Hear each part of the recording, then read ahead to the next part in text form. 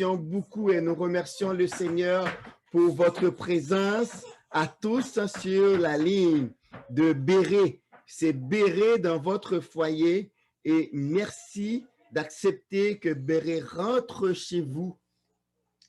Nous allons partager ensemble la parole de Dieu et je vous invite à lire avec moi dans Malachie chapitre 2, verset 17 jusqu'à Malachie 3, verset 6. Je partage mon écran tandis que je vais lire pour vous. Vous fatiguez l'Éternel par vos paroles et vous dites, en quoi l'avons-nous fatigué? C'est en disant, quiconque fait le mal est bon aux yeux de l'Éternel et c'est en lui qu'il prend plaisir. Ou bien, où est le Dieu de la justice? Voici, j'enverrai mon messager. Nous sommes au chapitre 3.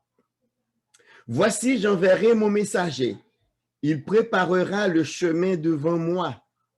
Et soudain entrera dans son temple le Seigneur que vous cherchez et le messager de l'alliance que vous désirez. Voici, il vient, dit l'Éternel des armées. Qui pourra soutenir le jour de sa venue? Qui restera debout quand il paraîtra? Car il sera comme le feu du fondeur, comme la potasse des foulons.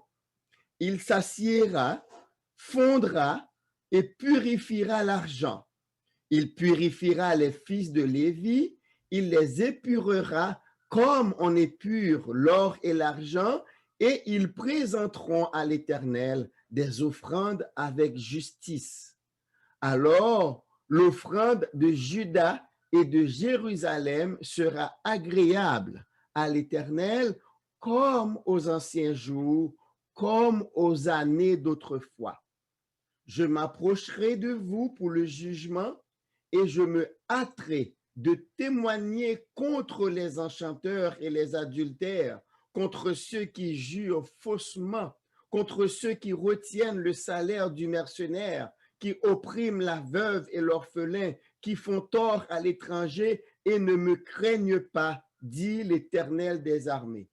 Car je suis l'Éternel, je ne change pas. Et vous, enfants de Jacob, vous n'avez pas été consumés. Amen. Nous venons de lire dans Malachie chapitre 2, du verset 17 à Malachie 3, verset 6. Nous sommes au 4e oracle du livre de Malachie. Nous avons vu avec vous les 3 premiers oracles, mais j'aimerais particulièrement faire un petit retour sur le 3e oracle qui, vous vous rappelez, statuait sur le divorce et le remariage. Je vous avais partagé comment Dieu n'est pas content de ce que les enfants d'Israël du temps de Malachie se divorçaient et se remariaient. Et je vous expliquais comment ils le faisaient.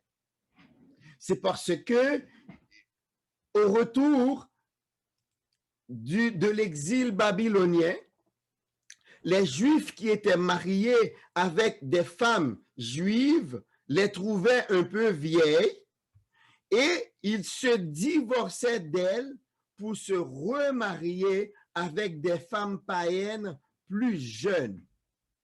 Et là, Dieu leur avait clairement témoigné son désarroi pour leur dire, j'étais présent lors de la signature de cette alliance entre toi et la femme de ta jeunesse. J'étais témoin et c'est une abomination de se divorcer de ces femmes parce qu'elles pleurent sur l'autel de Dieu. Et Dieu leur avait dit, vous avez rempli mon sanctuaire de pleurs et de gémissements parce que ces femmes délaissées pleuraient. Et je vous disais parce que, bien sûr, il y avait aussi un aspect financier dedans, parce que ces femmes-là, dans ce pays-là, il n'y avait aucun filet social pour supporter les femmes seules, les mères délaissées. Donc, Dieu n'était pas d'accord. Et je vous avais montré aussi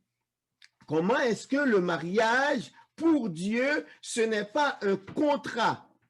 Parce que un contrat, chacun apporte son 50-50 et un contrat peut être facilement annulé si seulement les deux parties se mettent ensemble pour l'annuler. Tandis que le mariage, c'est une alliance dans laquelle alliance, on doit apporter son 100%. Et une alliance ne peut s'annuler que seulement par la survenance de changements profonds, tels par exemple la mort de l'une des parties. Voilà pourquoi, quand on se marie, dans la cérémonie, dans le temps des engagements, tous les deux conjoints disent « Je me marie jusqu'à ce que la mort nous sépare ».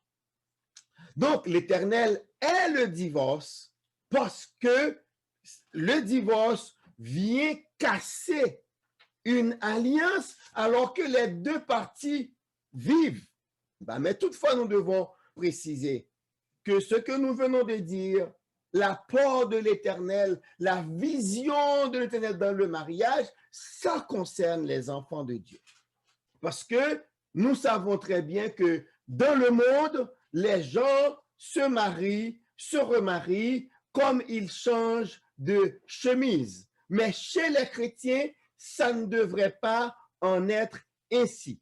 Et je parle pour les chrétiens à cause de cette parole de l'apôtre Paul en 1 Corinthiens 5, versets 9 à 13, où il eut à dire, « Je vous ai écrit dans ma lettre de ne pas avoir des relations avec les impudiques, non pas d'une manière absolue avec les impudiques de ce monde, ou avec les cupides et les ravisseurs, ou avec les idolâtres. Autrement, il vous faudrait sortir du monde. Maintenant, ce que je vous ai écrit, c'est de ne pas avoir des relations avec quelqu'un qui, se nommant frère, est impudique ou cupide ou idolâtre ou outrageux ou ivrogne ou ravisseur, de ne pas même manger avec un tel homme. Verset 12. Qu'ai-je en effet à juger ceux du dehors? N'est-ce pas ceux du dedans que vous avez à juger? Pour ceux du dehors, Dieu les juge et ôtez le méchant du milieu de vous. Donc, c'est pour vous dire que les considérations sur le mariage que nous faisons, c'est pour les chrétiens. Vous ne pouvez pas vous dire chrétien et puis vous passez de femme à femme. Chaque année, vous vous mariez, vous vous divorcez. Je vous l'avais dit, ce n'est pas dans le mariage que se trouve le problème, c'est dans votre cœur. Allez trouver le Seigneur afin que lui-même, il vous guérisse de votre problème. Mais j'aimerais aussi vous faire remarquer, tandis que je fais ce retour sur le troisième oracle, ce que Jésus avait à dire concernant le divorce, le remariage, mais aussi le célibat. Allons dans Matthieu chapitre 19, versets 3 à 9.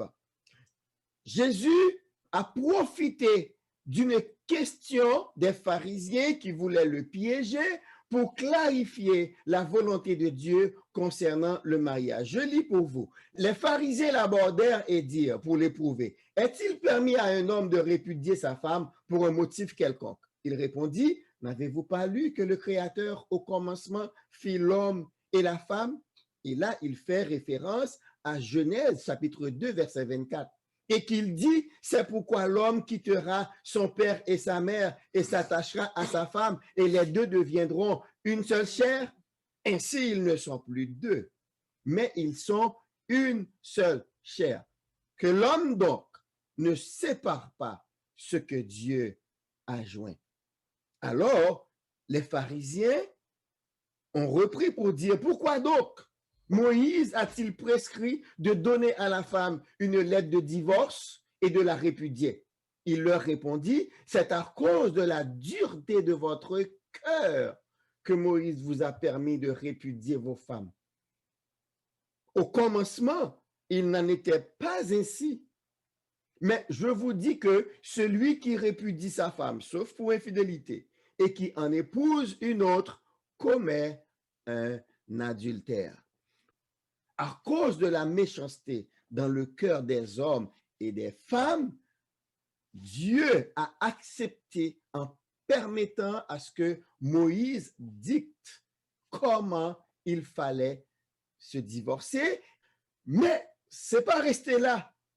Les disciples de Jésus lui dirent, si telle est la situation de l'homme par rapport à la femme, il n'est pas intéressant pour lui de se marier. Alors Jésus-Christ leur répondit, tous les hommes ne sont pas capables d'accepter cet enseignement. Cela n'est possible qu'à ceux qui en ont reçu le don. Je suis dans la version du semeur. Cela est possible qu'à ceux qui en ont reçu le don. Quel don? Le don de célibat. En effet, il y a ceux qui ne peuvent pas se marier parce que de naissance, ils en sont incapables. D'autres le sont devenus par une intervention humaine. D'autres, enfin, renoncent à se marier à cause du royaume des cieux. Que celui qui est capable d'accepter cet enseignement l'accepte. Donc, nous voyons ici, Jésus-Christ parle du célibat comme un don. Et il parle de 3 classes de personnes qui ont reçu le don.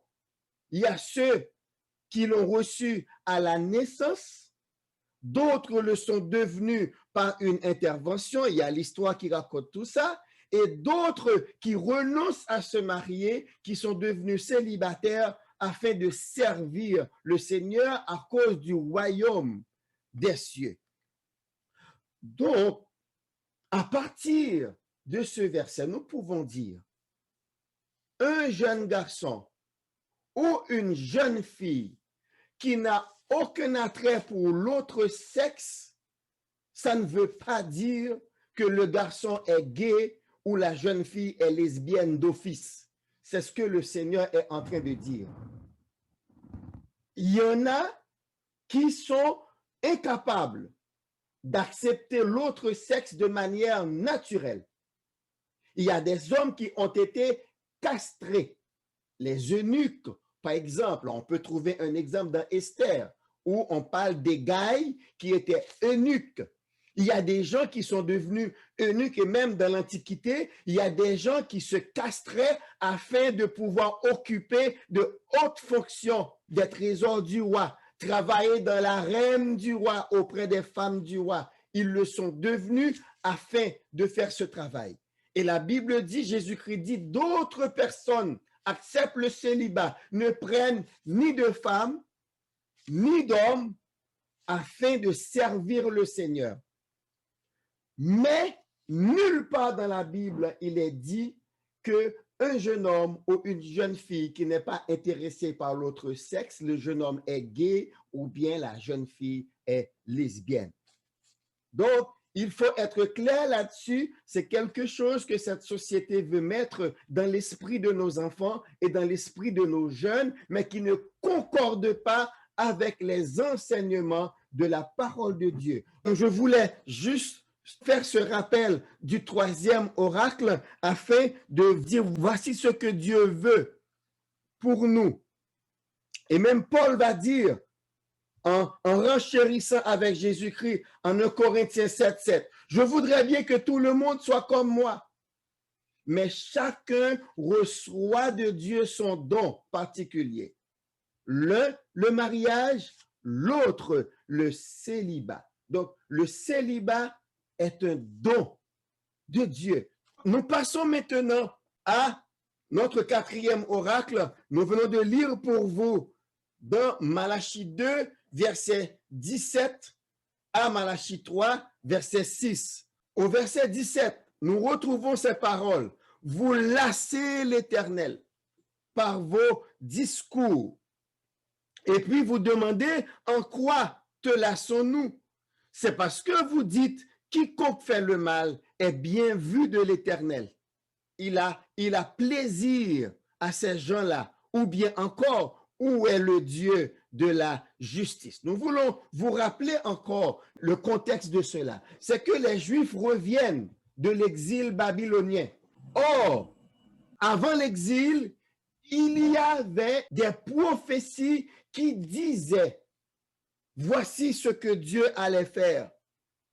Voici comment Dieu allait bénir son peuple. Dieu allait relever son peuple. Lisons seulement dans Abdias, versets 15 à 21. Nous vous rappelons que le livre d'Abdias n'a qu'un seul chapitre. C'est le seul livre de l'Ancien Testament qui n'a qu'un seul chapitre. Abdias, versets 15 à 21. Le jour où l'Éternel jugera tous les peuples se rapproche à grands pas, et l'on te traitera comme tu as traité les autres. Le mal que tu as fait retombera sur toi. Vous avez bu de la coupe de l'orgie sur sa sainte montagne. Eh bien, de même, toutes les nations ne cesseront de boire la coupe de colère, ou elles la boiront, elles l'avaleront, et puis seront anéanties. Verset 17. Mais sur le mont Sion, il y aura des rescapés. Ce sera un lieu saint. Le peuple de Jacob reprendra possession de ce qui lui revient. Le peuple de Jacob sera semblable au feu. Les enfants de Joseph seront comme une flamme.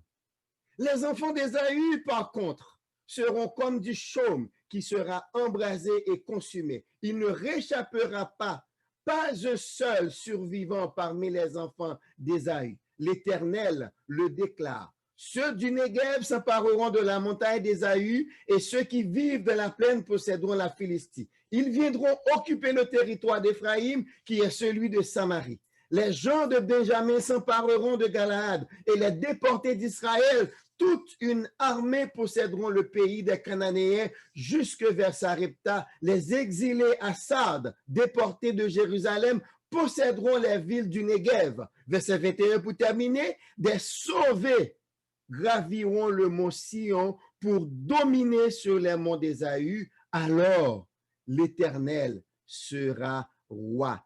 Nous comprenons ici que le prophète Abdias parlait du jour de l'Éternel. Alors les enfants d'Israël, ayant ces paroles devant eux, ayant ces paroles à l'esprit, se demandaient, mais où est ce jour? Alors qu'ils attendent ce jour, mais ils regardent autour d'eux et ils voient comment l'Éternel répand sa bénédiction sur les autres nations. Et tandis que eux-mêmes, qui se sont appelés du nom de l'Éternel, et le français dirait, ils galèrent. Donc, ils passent par toutes les difficultés du monde. Alors, c'est pour cela qu'ils se sont mis à dire, mais où est le Dieu de la justice?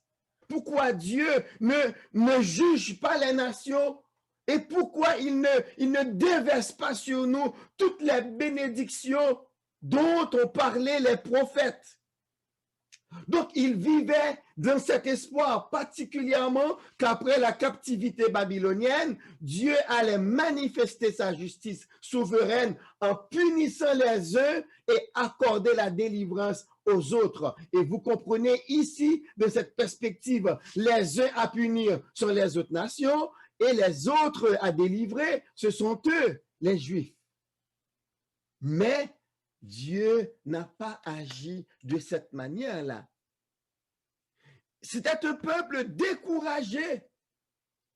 Un peuple découragé parce que les choses ne se sont pas passées comme ils l'espéraient.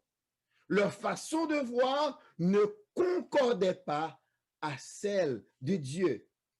Ésaïe l'avait dit en Ésaïe 30, verset 18, « Et pourtant, l'Éternel attend le moment de vous faire grâce, et il se lèvera pour vous manifester sa compassion, car l'Éternel est un Dieu juste. Heureux tous ceux qui se confient en lui. » Mais du temps de Malachie au 5e siècle avant Jésus-Christ après l'exil babylonien, bien qu'ils aient reconstruit le temple, ils aient rénové les murailles de la ville, ils aient reconstitué tous les rites du sacerdoce lévitique avec tous les rituels, les sacrifices. Ils pensaient que ces choses allaient hâter le jour de l'Éternel qu'ils attendaient tant, où eux seuls, en tant que peuple de Dieu, allaient rafler toutes les bénédictions, toutes les grâces, en un mot, toutes les bonnes choses de la part de Dieu, et les autres peuples qu'ils considéraient comme les méchants allaient faire face à la colère et au jugement de Dieu. Mais malheureusement, ce n'est pas la visée de Dieu. C'était aussi un peuple cynique. Il disait, mais où est ce Dieu? On a l'impression que Dieu prend plaisir dans ceux qui font le mal, dans ceux qui vivent sans le connaître. Est-ce que par hasard, cela ne nous parle pas? Ce n'est pas notre situation aussi. Quand nous regardons autour de nous, nous pouvons voir des gens qui mènent la belle vie, et cependant, ce ne sont pas les gens que nous voyons chaque jour dans les réunions de prière. Ce ne sont pas ces gens-là qui fréquentent les études bibliques. Ce ne sont pas ceux qui viennent à l'église. Ils n'ont pas de Bible. Ils ne chantent pas. Ils ne s'intéressent pas aux choses de Dieu. Mais on a l'impression qu'ils raflent toutes les bonnes choses, tandis que nous qui prions, nous galérons. Nous avons toutes les misères du monde à rencontrer les fins de mois. Nous sommes obligés de faire tout le temps du temps supplémentaire, de faire double shift afin d'avoir un peu d'argent pour envoyer nos enfants à l'école, pour pouvoir leur donner à manger, pour leur acheter ce qui est nécessaire, pour payer les factures. On a l'impression que nous qui prions, Dieu ne nous regarde pas. Très souvent, c'est ça notre situation. On regarde les autres. Très souvent aussi, on se dit, mais pourquoi c'est moi qui souffre tout le temps? Toutes les maladies me tombent dessus. Pourtant, c'est moi qui invoque le nom de l'Éternel. On regarde la situation des autres. Mais laissez-moi vous dire que cette façon de voir, cette façon de considérer les choses est aussi vieux comme le monde. D'autres ont connu cela avant vous. Rappelez-vous le psaume 73. Comment Asaph, il disait, mais qu'est-ce que Dieu fait là? Est-ce en vain que je lave mon cœur? Est-ce en vain que je me sanctifie? Tandis que les méchants, ils mènent la belle vie. Donc très souvent, il nous arrive de penser que nos prières devraient agir comme, je ne sais pas si vous connaissez le conte d'Aladin, on pense que nos prières devraient agir comme le chiffon qui frotte la lampe afin que le génie sorte et que Dieu réponde à tous nos désirs, à toutes nos desiderata, afin que Dieu accomplisse nos 4 volontés. On voudrait que Dieu soit comme ça envers nous et que quand nous lui commandons de punir un tel, qu'il le punisse, mais quant à nous, qu'il nous bénisse tout le temps. Nos prières, ce ne sont pas des formules magiques, mais au contraire, nos prières constituent une façon où nous montrons à Dieu notre dépendance par rapport à sa volonté. Par la prière, on ne soumet pas Dieu à nos volontés, non, bien au contraire, on se soumet à la volonté de Dieu. Mais nous retrouvons également du temps de Malachie un peuple qui est incapable d'introspection. À chaque fois, Dieu lui montre sa faute, mais le peuple répond comment? Regardons chapitre 1, verset 6. Dieu leur dit que vous me méprisez. Ils répondent, mais en quoi t'avons-nous méprisé? Verset 7. Dieu leur dit, mais vous profanez mon autel. Et ils répondent, mais en quoi t'avons-nous profané? Malachie 2, 14. Mais Dieu dit, vous souffrez parce que vous péchez contre moi en vous divorçant. Mais il dit, mais pourquoi en est-il ainsi? C'est comme quoi il ne voit pas pourquoi. Dieu agisse d'une façon avec eux parce qu'ils sont appelés du nom du peuple de Dieu. Les choses devraient être autrement. Mais vous voyez aussi, à chaque fois, Dieu leur dit, voilà. Et là, j'aime mon Dieu. Il est patient. Il est compatissant. Avant que Dieu n'agisse, avant que Dieu n'envoie son jugement, il prend le temps d'instruire le peuple, d'appeler le peuple à la repentance. Et c'est ce qu'il a fait depuis le chapitre 1er jusqu'au chapitre 2, verset 17. Et maintenant, quand il voit le peuple, au lieu de rentrer en lui-même, au lieu de s'examiner soi-même, au lieu de voir où ils ont péché, mais de préférence, ils se montrent arrogants devant Dieu. Non seulement ils contestent la manière dont Dieu agit dans le monde, ils accusent même Dieu d'être de mèche avec les méchants, mais aussi ils outragent Dieu. Pour eux, ce n'est plus un Dieu de justice. Mais en fait, c'est parce que ils sont atteints de cette maladie auto-immune, la jalousie. Ils étaient jaloux parce que, d'après eux, Dieu ne devrait pas bénir les autres peuples. Maintenant, au chapitre 3, le Seigneur est en train de leur dire, OK, vous avez prié, vous avez demandé le jugement, mais attendez, le jugement va venir, mais ce sera d'abord contre vous. D'abord, Dieu annonce qu'il va envoyer un messager devant lui. Malachie, chapitre 3, verset 1er. Eh bien, je vais envoyer mon messager pour aplanir la route devant moi. Nous sommes dans l'Ancien Testament. Et Malachie parle de la part de Dieu. Mais regardez ce qu'il dit, je vais envoyer mon messager pour aplanir la route devant moi. Exactement comme Ésaïe l'avait prophétisé en Ésaïe 40, versets 3 et 4. C'était la prophétie d'Ésaïe concernant ce messager. Il y a plusieurs versets dans le Nouveau Testament qui identifient ce messager à Jean-Baptiste. Donc, si le messager, ce messager-là est Jean-Baptiste, donc nous pouvons comprendre. Celui qui parle, c'est celui qui va venir. Parce qu'il dit, je parle, j'envoie mon messager. Regardez les pronoms qui sont utilisés. Je, mon, moi. Donc, ce texte consacre la déité de Jésus-Christ.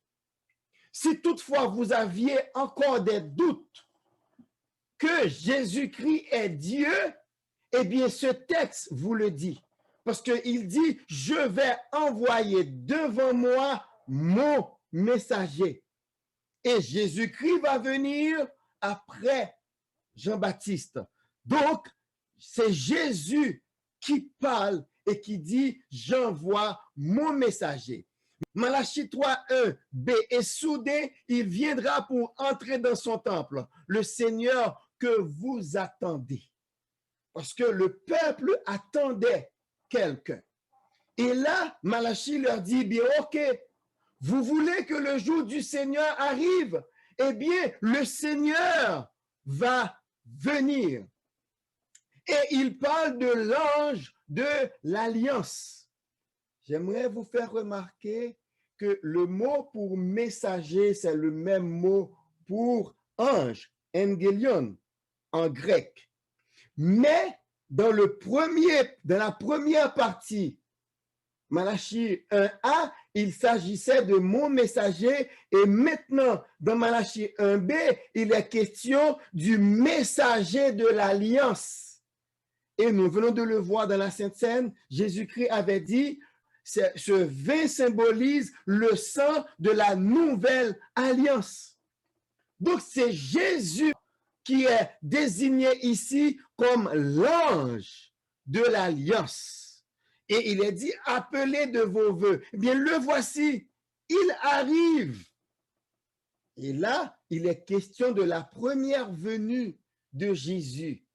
Parce qu'il est dit, il arrive. Pour le retour de Jésus, on dit souvent, il revient. En Acte 1, verset 11b, il est dit, ce Jésus qui a été enlevé au ciel du milieu de vous reviendra de la même manière que vous l'avez vu aller au ciel. Et là, en Malachie 1, on parle de la première venue, tandis que ici, en Acte 1, verset 11b, il est question du retour de Jésus. Dans Malachie 3, versets 2 à 5, il s'agit de 3 versets. Je vais lire pour vous. Qui pourra supporter le jour de sa venue? Qui restera debout quand il apparaîtra? En effet, il sera pareil à un feu purificateur, à la lessive des blanchisseurs. Il s'assiera pour fondre et purifier l'argent. Le fait qu'il s'assiera veut dire ce n'est pas quelqu'un qui apparaîtra et qui disparaîtra, mais il va passer un temps pour purifier l'argent. Il purifiera les descendants de Lévi. Il les rendra purs comme on rend pur l'or et l'argent, et c'est suivant la justice qu'ils présenteront des offrandes à l'Éternel. Alors que le peuple demandait la venue du jour de l'Éternel, Dieu leur a dit, ce jour va venir. Oui, ce jour va venir, mais c'est vous d'abord qui serez purifiés. J'avais mis comme note, ces 4 versets appliquent aux Israélites le dicton qui dit, ce que vous souhaitez à votre ennemi, c'est ce qui vous arrive.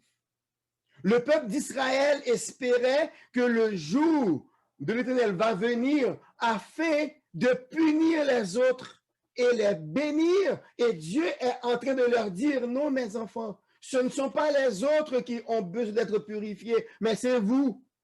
S'il y a un travail à faire, ce n'est pas chez les autres.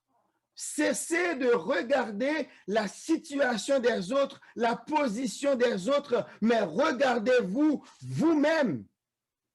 C'est ce que Dieu est en train de dire au peuple. Et c'est le bien fondé de ce 4e oracle. C'est vous qui avez besoin d'être purifiés.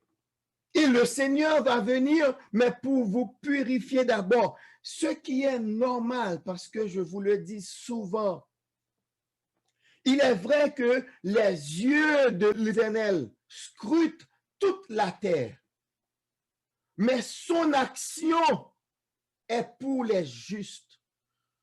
Nous avons lu dans le psaume 34, les yeux de l'Éternel sont sur les justes. Quand Dieu veut purifier, il va purifier les justes. Les méchants, il les réserve pour le jour du jugement. C'est Salomon qui a dit, Dieu a tout fait pour un but, même le méchant, pour le jour du jugement. Les Israélites souhaitaient le jour de l'Éternel afin de punir les autres. Mais Dieu va leur dire, ce jour va venir pour vous d'abord. Et nous retrouvons tout un ensemble d'enseignements là-dedans. Dans Matthieu 5, verset 45, Jésus-Christ va dire, vous devez ressembler à votre Père. Parce que votre Père, il fait miséricorde à tout le monde. Ne dites pas, ne pensez pas que Dieu devrait être bon pour vous seulement et mauvais pour les autres. Mais non, il envoie sa pluie qui tombe pour tout le monde. La neige tombe pour tout le monde. Le soleil se lève pour tout le monde. Une analyse chimique de l'air que nous respirons montre qu'il y a dans cet air 40 éléments que Dieu a combinés. Il y en a qui se retrouvent à des quantités vraiment infinitésimales. Mais c'est là pour votre bien-être. Il n'y a que la planète Terre sur laquelle nous pouvons vivre tel que nous vivons. Parce que Dieu est bon pour tous les humains. Mais il y a des choses dans le psaume 25. Vous allez voir que Dieu dit, il conserve son amitié pour les justes. L'amitié de Dieu est pour ceux qui le craignent. Les justes, ce sont les justes qui craignent Dieu. Donc, nous sommes trop souvent portés à regarder la situation des autres plutôt que la nôtre. Et particulièrement, on voit souvent le péché des autres. On voit souvent les tares des autres. Mais Dieu nous appelle avec cet oracle à nous regarder nous-mêmes.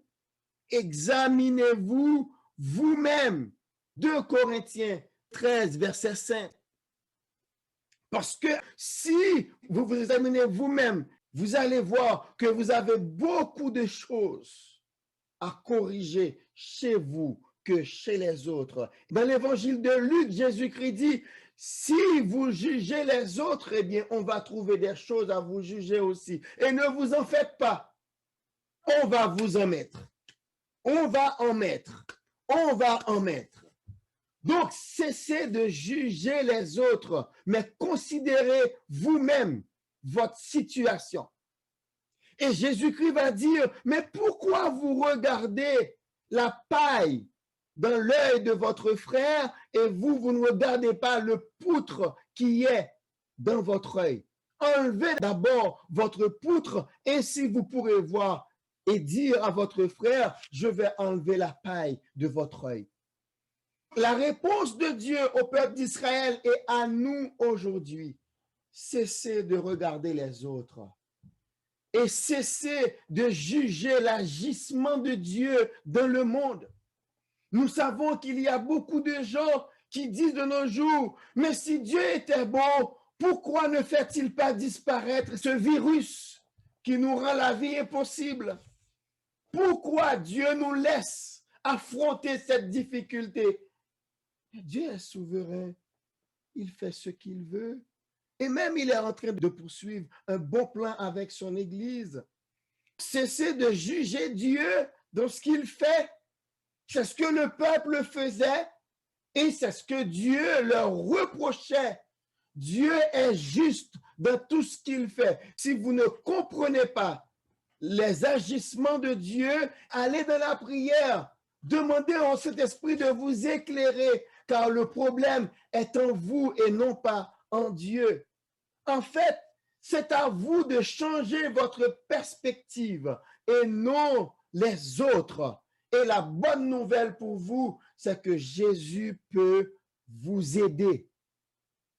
Venez à Christ et vous allez avoir une autre perspective des choses. Voici ce que la Bible dit dans 1 Jean 1, verset 7. Mais si nous marchons dans la lumière, tout comme Dieu lui-même est dans la lumière, nous sommes en communion avec les autres et le sang de Jésus-Christ, le Fils de Dieu, nous purifie de tout péché. Mon appel pour vous ce matin,